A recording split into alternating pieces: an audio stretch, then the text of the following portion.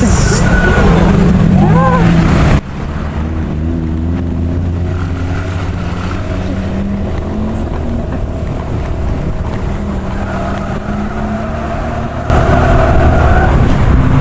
itu? Bau dua bocil lagi. Makanya dikira langsung bang. Hampir nggak bisa nanjak di pendakian tinggi Balikpapan Samarinda. Hai semua, ini perjalanan masih lanjutan video dari Balikpapan ke Sangatta ya. Terus ini lanjutannya dari Sangatta ke Sangkulirang. Tapi pas di awal aku tambahkan video ketika motorku tuh nggak kuat nanjak di pendakian tinggi Balikpapan Samarinda. Kenapa nggak aku tambahkan di video awal? Karena aku kurang teliti waktu pemotongan video itu. Jadi pas pendakian tinggi, aku sama suami tuh fan-fan aja awalnya. Memang Balikpapan Samarinda itu luar biasa ya, jalannya penuh bukit, gunung-gunung tinggi. Jadi untuk motor metikku agak lumayan terseok-seok.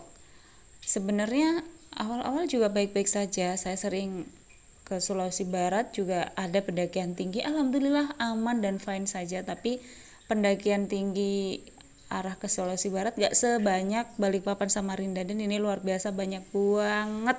Perjalanan Balikpapan Samarinda itu kebanyakan gunung-gunung ya, bukit-bukit tinggi gitu. Jadi motorku mungkin kaget kah atau memang udah sakit memang dari rumah, saya nggak tahu. Pas di pendakian tinggi itu bunyi perut kayak gitu, dan kayak nggak bisa lari, motorku tiba-tiba itu nggak bisa lari, dan itu bikin aku panik. Dan pendakian pertama udah lolos tuh, waktu pendakian terus penurunan, pas penurunan pendakian lagi. Nah, mobil berjejer di depanku itu pada ngerem, bingung lah aku lari ke kanan, nanti takut di depan ada mobil. Akhirnya aku banting setir ke kiri. Pas banting setir ke kiri ternyata mendaki lagi naik tinggi, langsung motorku kalah di situ, perut bunyi seperti itu, dan aku tuh panik banget. Aku kira nggak bakalan bisa nanjak. Nah setelah itu loloslah sudah pendakian pertama, udah jalan lagi. Pas di pendakian kedua begitu lagi bunyi, aku ditinggal jauh sama suamiku. Aku bingung juga, ini bunyi apa, bunyi lagi seperti yang tadi di video awal. Dan aku bingung, suamiku pun udah jauh sekali, aku udah pasrah kalau ditinggal suamiku, terserah. Kita cek semuanya, ternyata oli sealnya bocor. Posisi lagi ada di gunung-gunung, mustahil kan ada bengkel, adapun jauh banget. Akhirnya kita tetap lanjut jalan sampai Sangatta pelan-pelan. Dan dari Balikpapan itu jam 11 sampai Samarinda jam 4 sore, sekitar itu jam 4 sore, sampai di Sangatta jam 9 malam. Dan itu udah lelah, capek banget. Nah paginya ketika bangun tuh suami langsung nyari bengkel terdekat untuk motornya segera diperbaiki, diservis ke bengkel. Dan bengkel itu bilang harus diganti ini mbak, bagian oli sealnya yang sudah bocor. Terus aku nanya sama bengkelnya, adakah di sini oli seal dijual, apa tempat oli sealnya itu. Terus bengkel berusaha nyarikan beberapa toko, ternyata kosong semua. Ya Allah, motor ini benar-benar. Kita tanya, kita rundingan di situ, gimana masih bisa kah dilanjutin ini. Yang penting nanti kalau udah ada alatnya langsung diganti. Ya udah, kita paksa perjalanan dari Sangatta ke Sangkulirang, berangkat dari jam 11 siang. Karena yang dilewati lagi-lagi hutan dan hutan, aku mau cerita tentang kultur shock di sini ya, di Kalimantan. Yang pertama tuh pas ngantri di lampu merah itu bener-bener yang sunyi, sepi, nggak ada tuh bunyi bel ketika lampu merah baru menyala. Di Balikpapan begitu, di Samarinda juga begitu. Orangnya berarti luar biasa sabar-sabar banget ya, gak kayak waktu aku tinggal di Palu. Aku baca-baca pengalamannya orang yang tinggal di Balikpapan lama, fungsi bel itu hanya untuk menyapa atau ketika mau nyalip. Terus kultur shock yang lain tentang isi bensin di warung. Kalau biasanya di Palu kita isi bensin di warung dilayani, jangan harap di sini akan dilayani.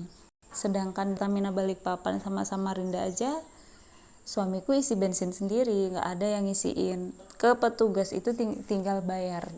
Aku sampai malu sendiri karena kebiasaan di Palu masih dibawa ketika beli bensin, aku teriak keras banget.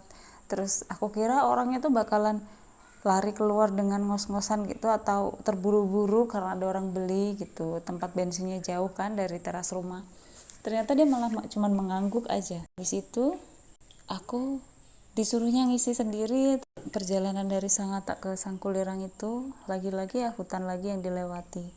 Bukan masalah itunya sih, tapi lebih ke jalannya luar biasa. Ya Allah, banyak betul jebakan Batman di jalan. Kita yang sebagai orang baru lewat situ, Masya Allah, berkali-kali motorku terhentak, cetak gitu. Karena kan kita kan mikirnya aspal, dikiranya kita mah mulus gitu ya.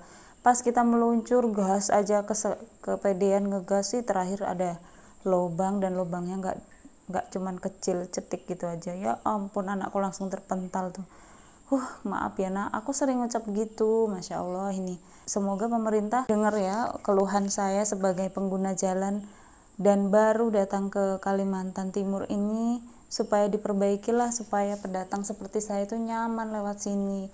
Kita itu berhenti jalan, kita perbaiki barang bawaannya Pak Nanang yang udah gonjang-ganjing lari ke sana kemari karena memang turunan, tanjakan, belokan, tajam-tajam semua.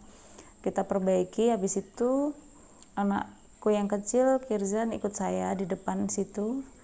Terus sejak itu saya tidak bisa merekod video perjalanan ke Sangkulirang, dan kita itu sampai Sangkulirang sekitar jam 9 insya Allah kalau nggak lupa.